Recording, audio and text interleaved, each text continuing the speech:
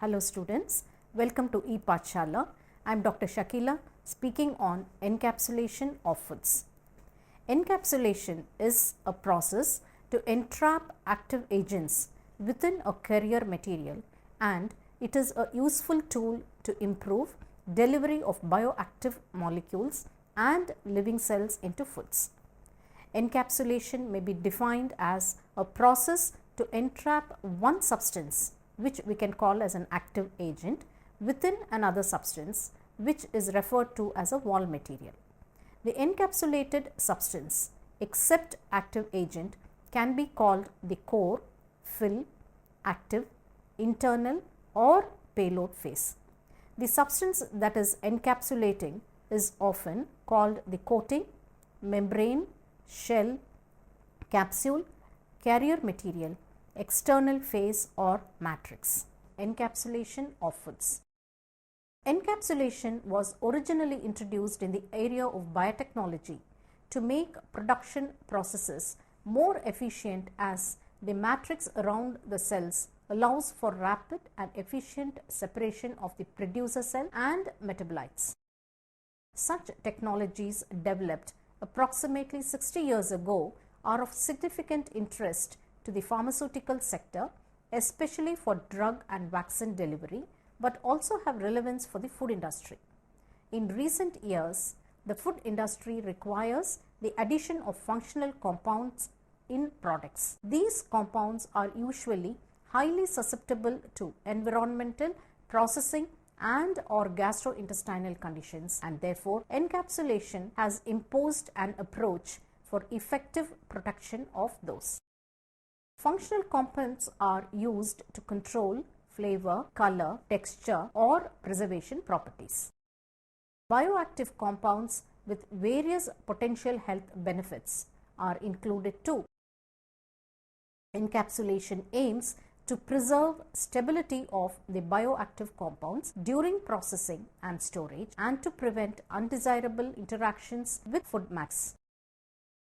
Mainly, bioactive food compounds are characterized by rapid inactivation. These compounds would profit from an encapsulation procedure, since it allows down the degradation process with oxidation or hydrolysis, or prevents degradation until the product is delivered at the desired sites.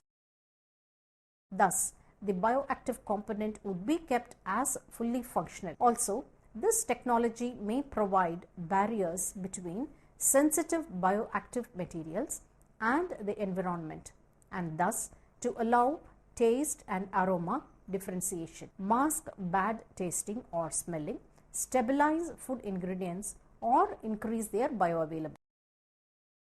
In the food industry, encapsulation process can be applied for a variety of reasons. Encapsulation is a useful tool to improve delivery of bioactive molecules such as antioxidants, minerals, vitamins, phytosterols, lutein, fatty acids, lycopene and living cells such as probiotics into foods.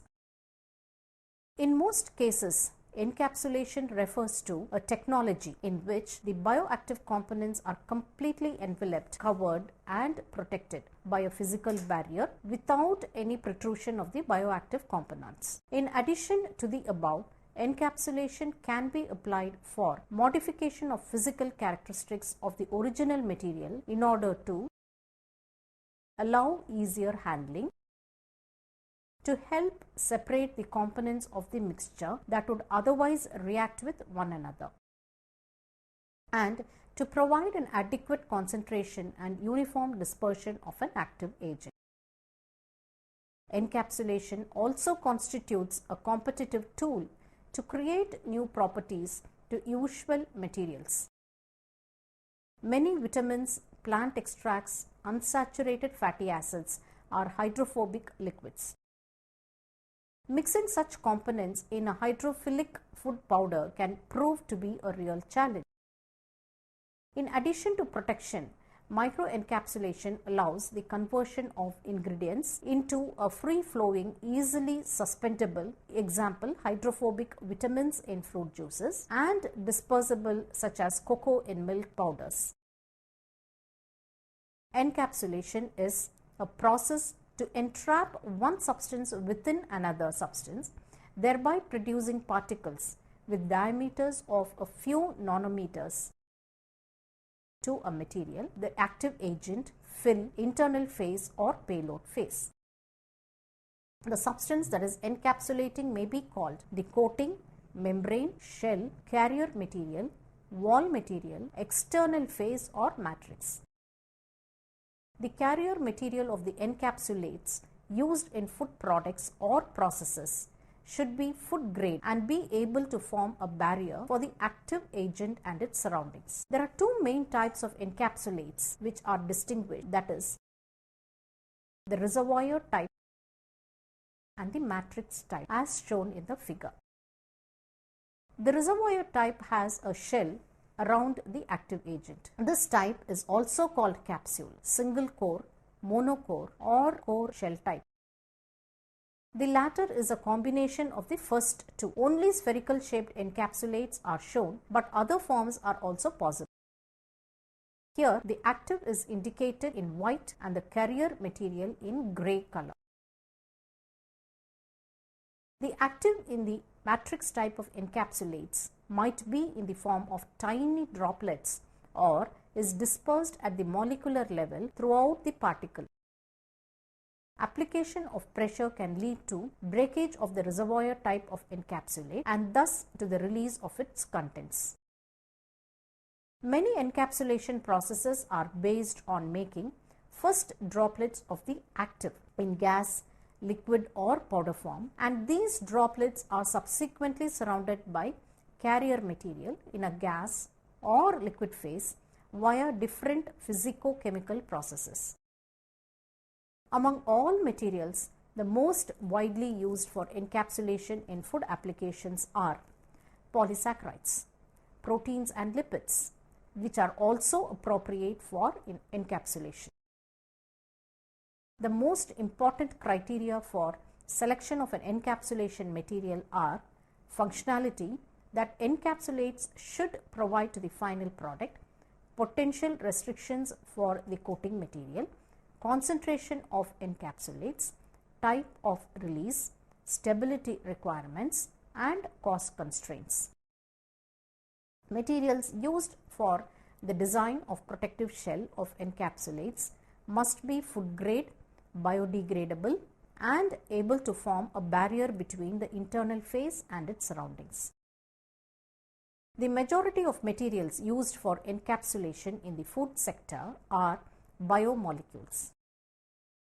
These materials provide maximal protection of the active material against environmental conditions to hold actives within capsules, structured during processing or storage under various conditions, not to react with the encapsulated material, to have good rheological characteristics at high concentration if it is needed, and to have easy workability during the encapsulation.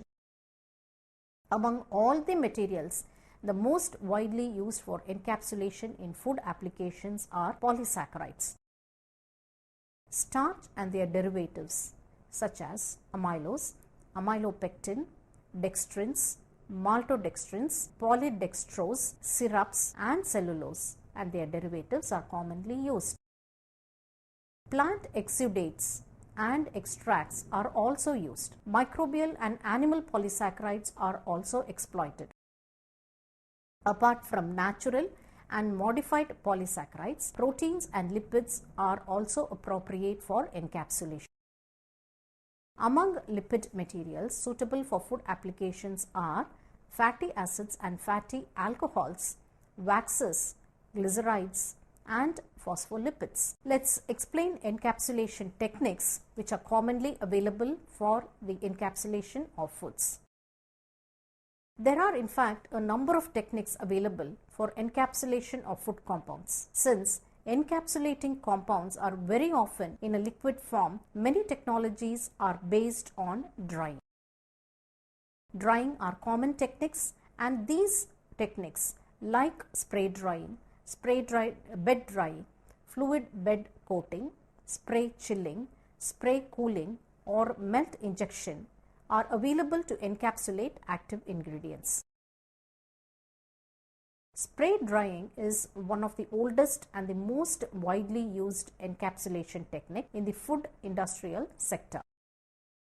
It is a flexible, continuous and economical process. It produces particles of good quality which is less than 40 nanometers.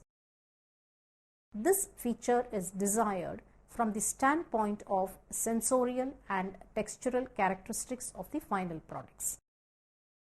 About 80 to 90% of encapsulates are spray dried ones. Rest of them are mostly prepared by spray chilling, freeze drying, melt extrusion and melt injection. Common examples of spray drying include fruit powders and various other kinds of pulp which are converted into powders. Extrusion methods consist of dropping droplets of an aqueous solution of polymer. Most often this is at the rate of 0.6 to 3% weight percentage of additives such as sodium alginate and active into a gelling bath. In case of alginate, gelling bath is 0.505 to 1.5 m calcium chloride solutions. The dripping tool can be a pipette, a syringe or a vibrating nozzle. Electrostatic extrusion, which is a very recent technology, is especially effective for production of very small particles down to 50 millimeters. An alternative extrusion technology, also called co-extrusion, which involves at least 2 or more ingredients simultaneously, might be utilized to prepare spherical microbeads with a hydrophobic core. Another frequently used technique is emulsification. It is used in the case of water-soluble food active agents, and there are two combinations of emulsions that are commonly available: water-oil emulsions or oil-water emulsions and water-oil-water double emulsions. An oil in water emulsion can be dried by different drying methods as mentioned above, such as spray drying or freeze drying, and thus to produce a powder. Such dried emulsions might be encapsulates or an instant formulation of numerous food products. Common examples here include soup powders, fruit juice powders and vegetable powders. Spray chilling or spray cooling are technologies to produce lipid coated active agents. The difference between these two techniques is the melting point of the lipids. In case of spray chilling, it is in the range of 34 to 42 degrees centigrade, and for spray cooling the temperature would be higher. The agent could be dissolved in lipids present as dry particles, or they may be present in aqueous emulsions. Spray cooling is a technique with possibility to achieve high yields and can be run in both continuous and batch processing methods. Equipments for spray chilling and spray drying are available in today's market, and these provide extensive support for the production of such functional foods. In case of spray chilling, the particles are kept at lower temperature in a setup similar to the fluidized bed spray granulation. Fluid bed coating is an encapsulation technique where a coating is applied onto powder particles in a batch processor or a continuous setup. The advantage of a fluid bed coating is that the color of the materials is retained, and this can be easily be applicable to green leafy vegetable and such kinds of powders. Fluidized bed coating is achieved by an upward airflow through a bed of particles and spraying a liquid with shell material. The powder particles are suspended by an air stream at specific temperatures, which may be ambient, and sprayed with an atomized coating material. The coating material might be an aqueous solution of cellulose or starch derivatives such as amylose, amylopectin, and it could also include proteins and gums. The particles to be coated by fluid bed should ideally be spherical and dense and should have a narrow particle size distribution and good flowability. Hence, the most common applications here again would be fruit juice powders, which have a good flowability characteristic. Spherical particles have the lowest possible surface area and require less coating material for the same shell thickness than non-spherical ones. Vacuum and freeze drying operations, which occur at temperatures above the freezing point of the solvent. The major disadvantage of freeze drying are the high energy input and long processing time. Moreover, vacuum and freeze dryers are expensive and cannot be used at the laboratory scales and for research purposes. In addition, during processing, a barrier with an open porous structure between the active agent and its surroundings is formed. Examples of microencapsulates in food products. One of the most common reasons for encapsulation of active ingredients is to provide improved stability in the final food product and during processing. For example, probiotics, which are live organisms, remain highly sensitive to a variation of pH, mechanical stress, transport condition, and digestive enzymes in the stomach. Probiotic bacteria are defined as live microorganisms and bioactive food components with serious health benefits in the host if they are present in adequate amounts. More commonly, probiotics are used as cultured milk beverages as well as incorporated into food powders along with vegetable and fruit systems. A choice of an encapsulation system is always crucial since it has to be efficient and easily incorporated into the food without interfering with the texture and taste of the food. Also, some microbes such as the lactobacilli and bifidobacteria, which are the common types of probiotics in the Indian food industry, seem to benefit from encapsulation matrix during dehydration and lyophilization, which also is freeze drying and spray chilling process.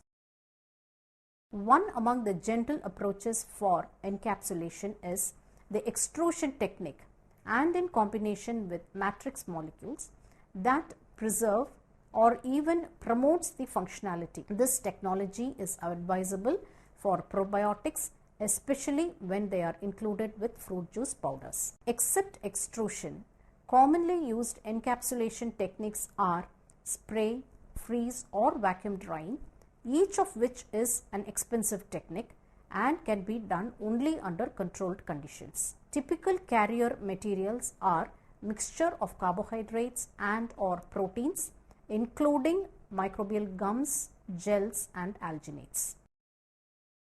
Usually, protein isolates, gum arabic, pectin, skim milk powder, non-fat dry milk solids, soy, modified starch, maltodextrin, and sugars are employed. Looking at other benefits of encapsulation, the main advantage rests with less evaporation and degradation of volatile actives such as aroma, which usually contains mixture of volatile and odorous organic molecules. Besides, flavors are usually expensive and therefore manufacturers are usually concerned about the preservation of aromatic additives. In addition, packaging of these kinds of foods appears to be a major challenge, especially when probiotics are combined with alginates and other kinds of microbial gums. Thanks to encapsulation, a food compound such as aroma is covered with a protective wall material and against evaporation. Chemical reactions such as flavor-flavor interactions, light-induced reactions, oxidations, rancidity, or migration in food materials. Flavor encapsulation can be accomplished by a variety of methods like spray drying, spray chilling, freeze drying, spray cooling, spray bed drying, and others as mentioned above. Spray chilling is a very recent and convenient technology to produce lipid particles which would be covering up with the aroma and other kinds of sensory characteristics. Since the flavor is one of the most important characteristic of food, the ultimate goal of encapsulation is to control the aroma release components and to improve the stability during processing and consumption of the final product. This becomes very important especially in sensitive fruit and vegetable powders. In general, aroma releases from food before and after eating, which depends on the aroma features and physical state of the matrix. Also, another goal of employing encapsulation is to prevent reaction with components which may be present as additional additives in food products, such as environmental oxygen or availability of the water activity in case of essential oils.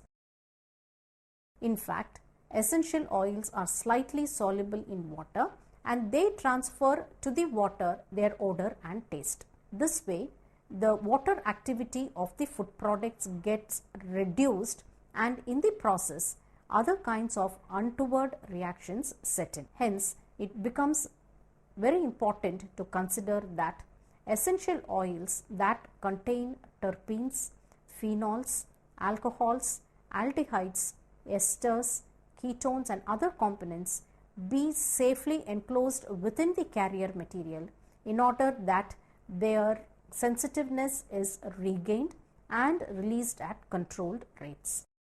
Essential oils have a wide spectrum of biological activities, including growth inhibition observed against bacteria, yeast and fungi. These can be easily identified by proper microbiological analysis when the food products are subjected to quality control and proper packaging techniques. The encapsulation of essential oil into different nanospheres has been used as a controlled release vehicle with site-specific delivery properties to maximize antimicrobial activity of the oils. To conclude, encapsulation is a technology providing an effective method to cover an active compound with a protective wall material called the carrier, and thus it offers numerous advantages. These bioactive components include, as mentioned, lipids, vitamins, peptides, which comprises the protein components, fatty acids, antioxidants and antimicrobials, minerals and living cells such as probiotics. Some of the main benefits are protection of various actives against evaporation, chemical reactions such as rancidity or migration in food, controlled delivery release processes, preservation of stability of the bioactive components like carotenes or luteins during processing and storage, prevention of undesirable interactions within the components present in the same food product, and masking unpleasant feelings during eating. Encapsulation is therefore an important approach to meet all demands by delivering bioactive food components at the right time and right place. One attractive possibility for this remains to use a methodology where two or more bioactive components could be combined to have a synergistic effect. It may be foreseen that encapsulated bioactivities could play a significant role in increasing the efficacy of functional foods over the next few generations. With advanced strategies for stabilization of food ingredients and development of new approaches in today's food research, we would be able to improve nutritional properties and health benefits of food compounds, including the probiotic incorporated foods. The success of an encapsulation process is often linked to the exact know-how of the formulation or of the chemistry to achieve stabilization. This is especially the case in the food industry, where the number of acceptable materials is very limited. Hence, developing an encapsulated product remains a challenge even today, requiring a multidisciplinary and integrated approach. This is where food engineering and food processing play a major role, where fabrication of the nanocapsules becomes a great challenge. Many encapsulation technologies currently exist, but many of them are still at the development stage.